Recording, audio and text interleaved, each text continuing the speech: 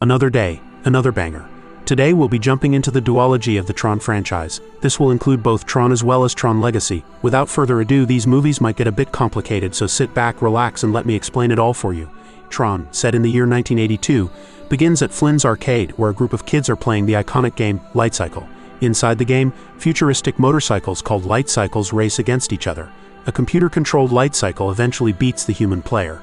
Meanwhile, in a separate digital world controlled by the Master Control Program, we meet Sark, who commands the Master Control Program's army and oversees the games on the game grid. In the real world, Kevin Flynn, a talented computer programmer, has created a hacking program called Clue. Flynn uses Clue to try and break into the Master Control Program system in search of missing data. Inside the digital space, Clue navigates a tank past various security measures and firewalls. He manages to destroy several enemies, but is soon overwhelmed by the MCP's large enemy ships, known as recognizers. One of the recognizers crashes into Clue's tank, causing it to smash into a wall. As enemies close in, Flynn gets a warning that Clue has been disconnected from the system due to illegal activity. In the digital realm, Clue is captured and brought before the Master Control Program. After discovering that Clue accessed the system using a stolen password, the Master Control Program tortures Clue, demanding to know who his user is. Clue refuses to give in, and as a result he is subjected to intense pain before ultimately being derezzed, essentially deleted. In the real world, an ENCOM helicopter escorts Ed Dillinger to a towering skyscraper. After landing on the roof, Dillinger walks through the building and arrives at his office. Once there, he requests control of the Master Control Program. The MCP informs Dillinger that his old colleague Flynn is snooping around again, searching for a specific file. The MCP warns that Flynn is getting closer each time. Dillinger instructs the MCP to shut down all access to the system, calculating that there's a 68% chance this will stop Flynn. Meanwhile, Alan Bradley, another ENCOM programmer, gets an alert that his security program, TRON, is unavailable. When Alan tries to request access from the MCP, he is denied and told to report to Dillinger. Without delay, Alan heads upstairs to Dillinger's office and takes a seat. We've had to shut down all Group 7 personnel, just briefly security. Someone with that access has been tampering. What's the project you're working on? Well, it's called TRON. Security program itself actually monitors all contacts between our system and other systems. Can watchdog the MCP as well. Well, we should have you running again in a couple of days. Thanks. Mr. Dillinger, I'm so very disappointed in you. I can't afford to have an independent programmer monitoring me.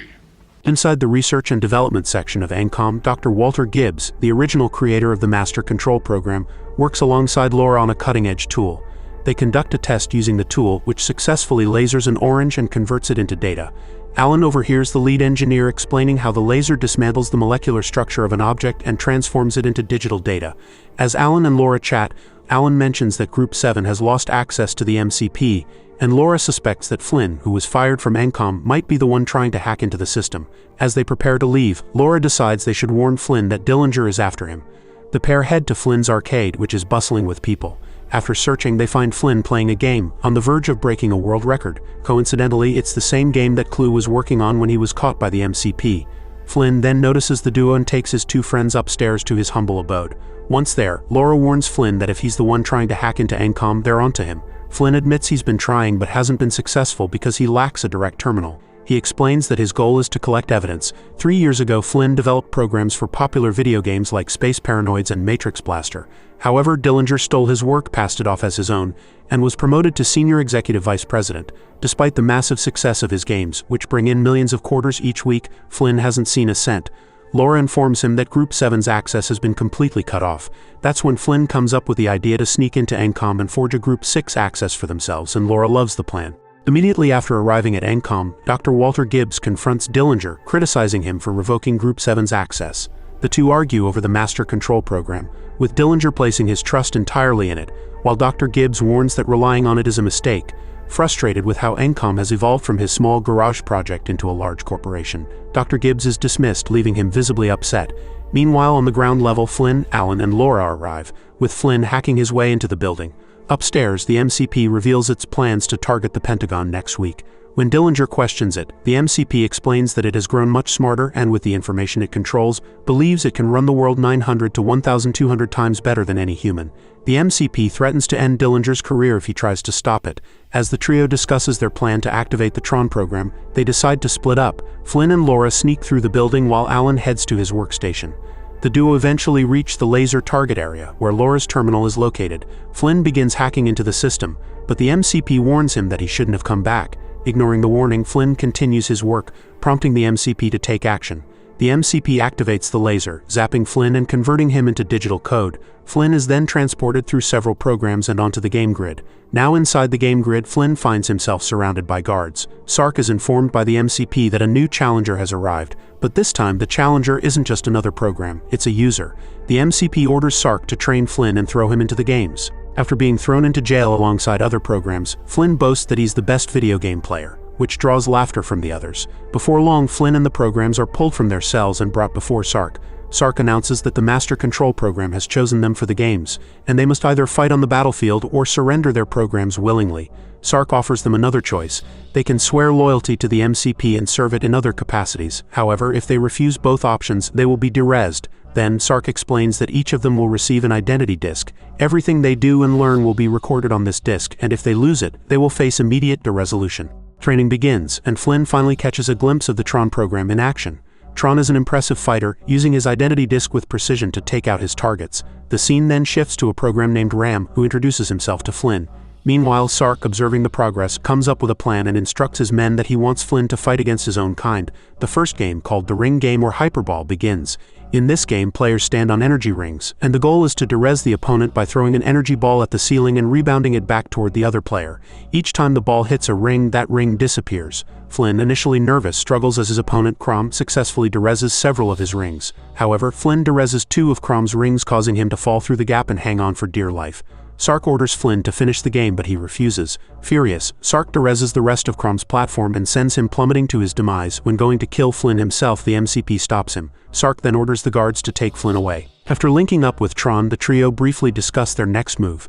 They are soon sent to the light cycle grid, where Flynn is very familiar with the game since he created it. In this game, the objective is to drive a light cycle while leaving a solid jet wall behind. Opponents are derezed if they crash into one of these barriers. Flynn easily takes out his opponents and in a bold move illegally exits the game grid. His teammates catch up, but the computer immediately detects the illegal exit, prompting recognizers to pursue them. Despite the close call, they manage to evade their pursuers. Sark, furious at the escape, orders his forces to hunt them down. Tanks are quickly deployed and begin firing at the fleeing light cycles. As the trio speeds out of the game arena, the tanks struggle to keep up and end up damaging each other. Eventually, the light cycles come to a stop at a safe point, temporarily losing their pursuers. Sark, however, is determined and orders his forces to focus on the canyons where the team is heading. While regrouping, TRON points out that they won't make it all the way to the Master Control Program without help from Alan. The trio then plans to head to the input-output tower to establish communication with him.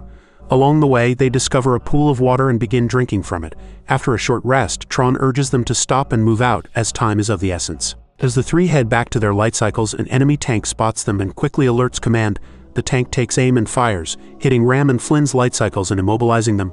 TRON manages to evade the shots, but with more tanks approaching, he has no choice but to leave his comrades behind. As Flynn and Ram regain their footing, the enemy tank approaches.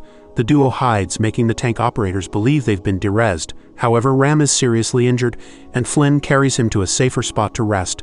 Exhausted, Flynn takes a moment to recover as well. Upon waking later, Flynn discovers a new ability. His power as a user allows him to manipulate the digital environment around him. Realizing this, Flynn manages to control a recognizer, repairing and piloting it. Meanwhile, Ram, in his weakened state, calls Flynn over.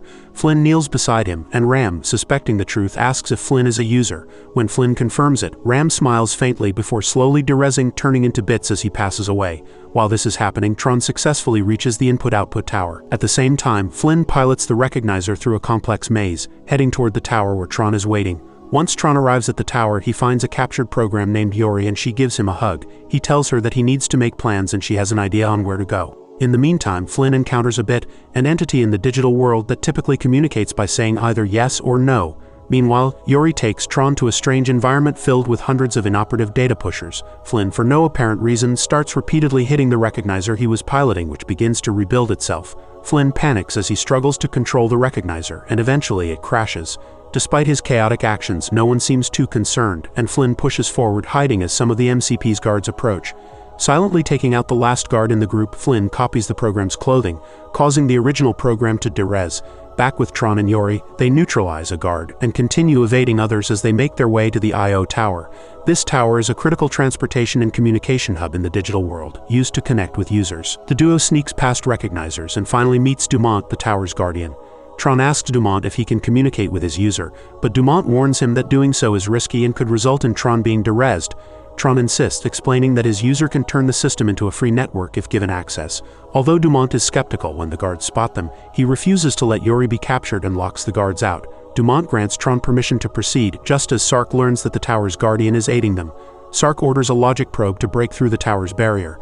Tron connects with his user just in time, holding up his identity disk. The disk floats into the air and establishes a connection with Alan, Tron's user. Alan responds by uploading crucial information onto the identity disk, data that can destroy the MCP by striking at its core and restoring freedom to the system, with the disk now holding the key to defeating the MCP. Tron and Yuri quickly flee as the guards breach the tower. Meanwhile, Flynn, disguised as one of the guards, watches as they capture Dumont and take him away. In the meantime, Tron and Yuri board a vessel to use the Solar Sailor simulation, a transportation program that can move anything across the digital world.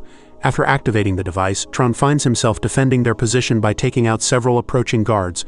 The Solar Sailor begins its journey, but Sark soon arrives in his massive carrier ship. Though he attempts to stop them, he is unsuccessful, and when Sark contacts the Master Control Program for guidance, the MCP reprimands him harshly, giving him little time to fix the situation. As the journey continues, Tron spots Flynn hanging on for dear life and quickly grabs hold of him, pulling him to safety. Flynn, who had reverted to a guard disguise earlier, returns to his original appearance. Tron then realizes that Ram didn't survive, and Flynn meets Yuri, who thanks him for helping Tron escape. However, Flynn surprises them both by admitting that he wrote the game program they were trapped in, confusing Tron and Yuri. Flynn further confesses that he's not just a program but a user, leaving the two programs amazed and perplexed at the idea of a user existing in their world. As they formulate their next steps, Yuri expresses her fear of the grid bugs, dangerous entities that can destroy programs. Meanwhile, their vessel is being pursued by Sark's carrier and recognizers. At the same time, Sark interrogates Dumont, who laments that the system was better when the MCP focused on simpler tasks like playing chess. Sark grows more frustrated as the MCP causes a massive power surge, disrupting the beam the Solar Sailor is traveling on. Flynn, realizing the potential of the surge, uses it to their advantage and manages to save the group from disaster. As they push forward, Flynn takes a moment to rest while Tron continues to marvel at Flynn's intellect. Just as they near their destination, Sark's carrier sneaks up alongside them and rams the Solar Sailor, causing the entire crew to be captured. Tron is presumed dead, and Flynn, Yuri, and Dumont are taken prisoner. Sark, losing his composure, takes Dumont away to present him to the MCP before leaving. He then tells Flynn and Yuri that once he disembarks the ship, everything inside will be derezzed, leaving them to face a grim fate. But it seems that everyone underestimated Tron and his determination to make a successful mission. With the carrier approaching the MCP, the religious fanatics that Sark named approach the face of the MCP and the carrier begins its derezzing process. With Yuri losing hope, Flynn reassures her he has powers that no one knows about. Tron in the meantime takes out a guard and needs to finish his mission. The other two get atop the carrier and the religious fanatics are all held captive. With the MCP finally revealing his face, he tells Sark he feels a warrior's presence nearby. Immediately checking the perimeter, he finds Tron there and a battle ensues between the two. Using their disk, the MCP explains to all the captured programs that they will all be a part of him and will no longer report to their users. With the battle nearby intensifying, Sark refuses to let Tron win, but he succumbs to the better of the warriors and is defeated. The MCP then gives Sark all his functions and tries saving himself from Tron. Sark gets back up, however, and with a renewed vigor towers over Tron, who still tries to attack. The duo unsuspectingly make their way above the beam the MCP is making, and Flynn wants to jump right into it. Doing exactly as stated, he falls lower and lower and even changes the MCP to the color blue. Tron and Sark watch, and Flynn gives Tron the opening to throw his identity disk right into the heart of the program. Soon enough, it stops moving and Sark shrinks to bits. With everyone escaping, the entire tower explodes, and for the first time in a long time, the entire system is freed. Yuri and Tron reunite, and Dumont tells them to look at the IO towers. With every tower lighting up, Flynn goes back the exact way he came in, and his bits turn him back to himself. He also receives the files he was looking for that exposes Dillinger's treachery, and he yells in excitement. With Dillinger returning back to his office the next morning, he quickly learns of what Flynn was able to retrieve. Soon enough, an ENCOM chopper is landing on the roof, and it seems that Flynn has taken over and secured himself in the spot Dillinger had stolen from him. In Tron Legacy, the story begins in the year 1989. Kevin Flynn, the CEO of ENCOM, is spending time with his young son, sharing tales of his incredible adventures in a digital world called the Grid. Flynn had created this world when he was younger, believing it to be a beautiful, limitless place.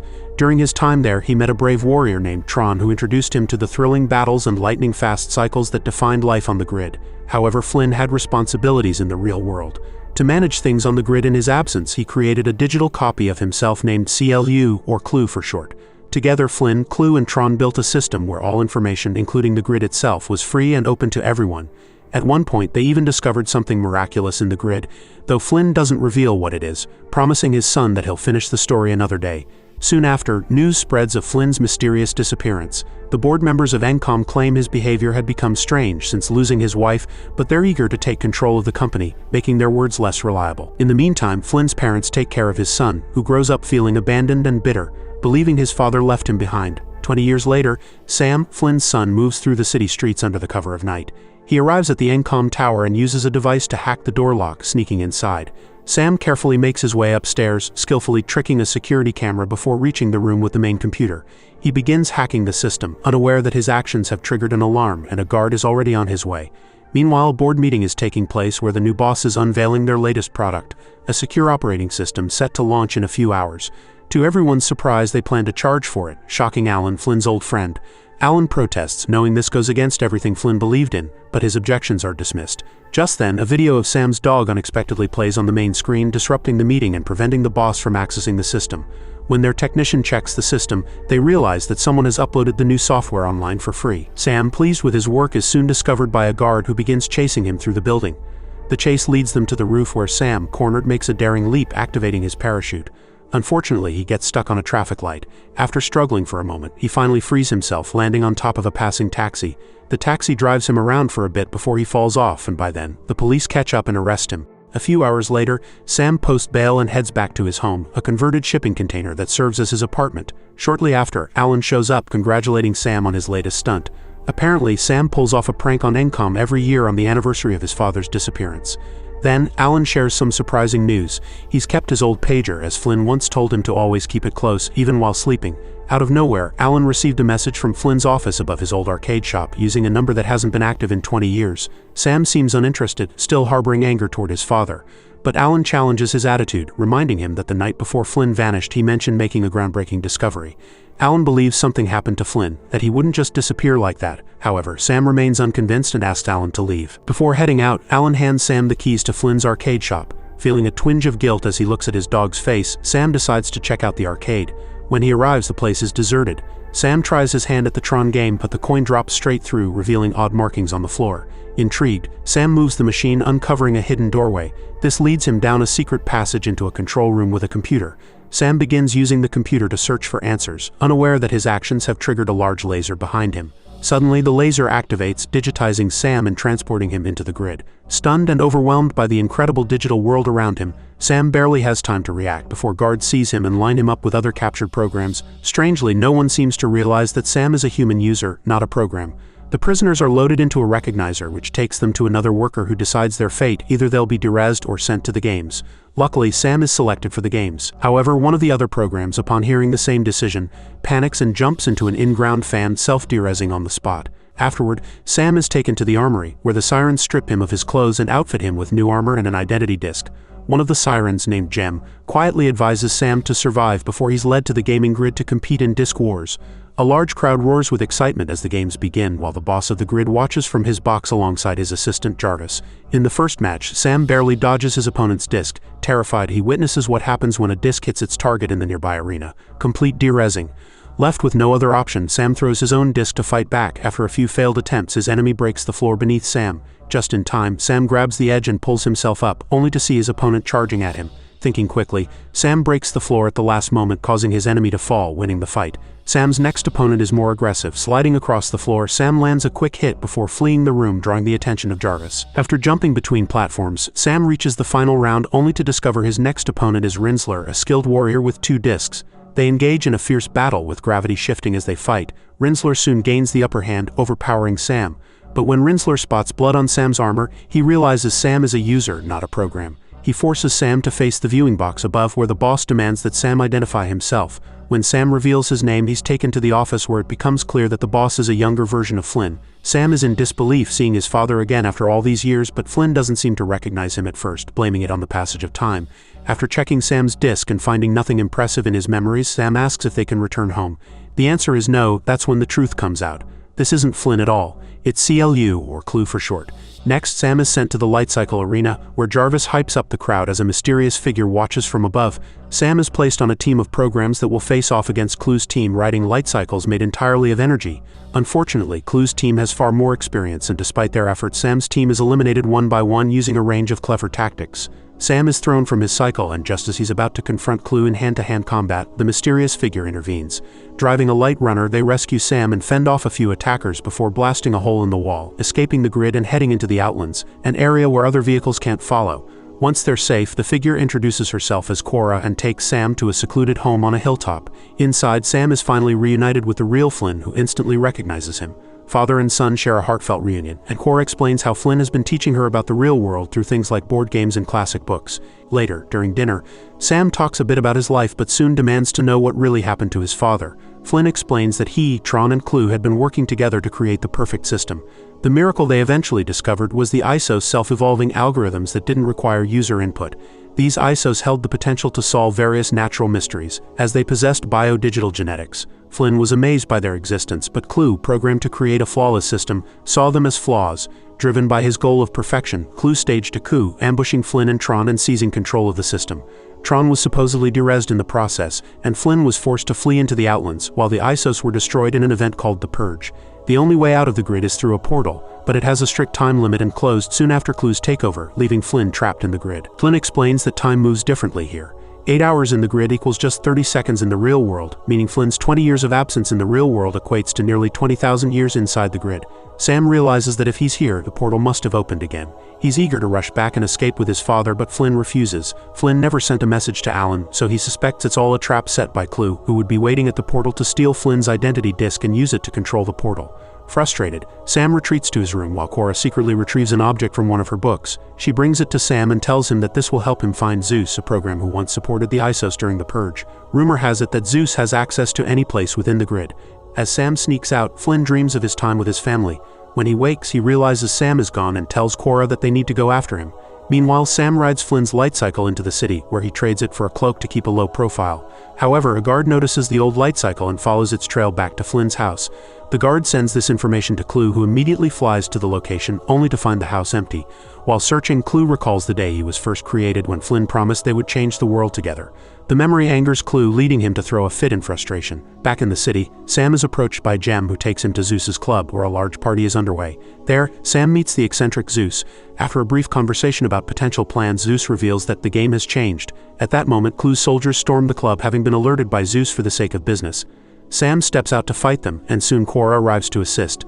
Zeus watches from a platform, firing shots with his cane as the battle unfolds. Eventually, Sam and Cora are overwhelmed and Cora's left arm is derezzed. Just then, Flynn arrives and uses his admin powers to derez most of the enemies, rescuing Sam and Cora. They rush to the elevator to escape, but a soldier manages to grab Flynn's identity disk just before the doors shut, sabotaging the elevator in the process. Zeus, wanting the disk for himself, derezes the soldier. Meanwhile, Flynn hacks into the elevator, stopping it just before it crashes. After reprimanding Sam for his recklessness, the trio boards a solar sailor which should take them directly to the portal. As they escape, Flynn takes Cora's identity disk and rearranges the corrupted data, allowing her arm to regenerate. He then reveals to Sam that Cora is the last remaining ISO in existence. Afterward, Clue arrives at the club, and Zeus offers him a deal. Flynn's identity disk in exchange for control of the city. Clue pretends to agree, but as soon as he gets the disk, he leaves with his guards and blows up the club, derezing both Zeus and Jem. Meanwhile, on the Solar Sailor, Sam tells his dad about some of the changes in the real world, like the invention of Wi-Fi and the sad news of his grandparents' passing. Flynn admits that he feels guilty for his absence and would give up all his creations just to spend time with Sam again. Cora soon wakes up and reveals that Flynn had saved her during the Purge. As they talk, she and Sam bond further, with Cora asking about the real world. Sam tries to describe the beauty of the sun for her. Suddenly, their journey is interrupted when the Solar Sailor is intercepted by a large carrier ship. The trio quickly hides among the cargo units, only to discover that a group of programs is being transported to be reprogrammed into soldiers for Clue's army. Just then, Rinsler appears and begins investigating the sailor. Flynn instantly recognizes him. Rinsler is actually Tron, who was reprogrammed to serve Clue. To create a distraction, Cora hands Sam her identity disk and bravely confronts Rinsler. She is quickly captured and taken away, allowing Flynn and Sam the chance to slip away unnoticed. Meanwhile, Clue returns to his tower to store Flynn's identity disk. At the same time, Flynn and Sam arrive at the tower just in time to hear Clue's announcement to his army. Clue reveals his plan to use Flynn's disk to open a passage to the real world where they can perfect it. Determined to stop him, Flynn and Sam come up with a plan and split up. Flynn heads to the light jet hangar, reprogramming a guard to gain access to a vehicle while Sam sneaks into Clue's tower. Sam battles a series of guards and intimidates Jarvis, allowing him to recover Flynn's disk. Just as he does, Rinsler appears, holding Cora hostage. Sam fights Rinsler, and with Cora's help they manage to knock him off the edge of the tower. Sam and Cora then leap off the tower, using a wing-like parachute to glide to the ground, where they reunite with Flynn and escape in the light jet. When Clue returns to the tower, he finds Rinsler climbing back inside. Furious, Clue dereses Jarvis for failing to protect the disk. He and his team then jump into their own light jets and take off in pursuit. As they fly over the sea of simulation, Sam mounts the jet's turret, firing at Clue and his soldiers while Cora expertly dodges their attacks. During the chase, Rinsler flies over Sam's jet and locks eyes with Flynn, triggering memories of his past as TRON. He regains his resolve, declaring that he fights for the users and crashes into Clue's jet, knocking them both into the sea. While TRON sinks beneath the water, Clue manages to recover and forms a new jet. The trio reaches the portal only to find Clue waiting for them. Clue confronts Flynn, insisting that he was only following Flynn's original instructions to create a perfect system. Flynn apologizes, explaining that perfection is impossible because it's an unknowable concept. He admits that Clue couldn't understand this because Flynn himself didn't know it at the time of Clue's creation. Clue immediately attacks Flynn, causing Sam to react. However, Cora intervenes, pushing Sam toward the portal while Clue seizes Flynn's disk. As the portal platform begins to split, Clue realizes that the disk he took is actually Cora's. Flynn had switched them earlier. Furious, he leaps across the gap toward the portal, but Flynn performs a special technique that allows him to merge with Clue. With memories from his past flooding back, Flynn watches with pride as Sam holds Flynn's real disk into the portal, saying goodbye before fully merging with Clue. As Sam and Cora escape the grid, the fusion between Flynn and Clue triggers a massive explosion, destroying the entire grid behind them.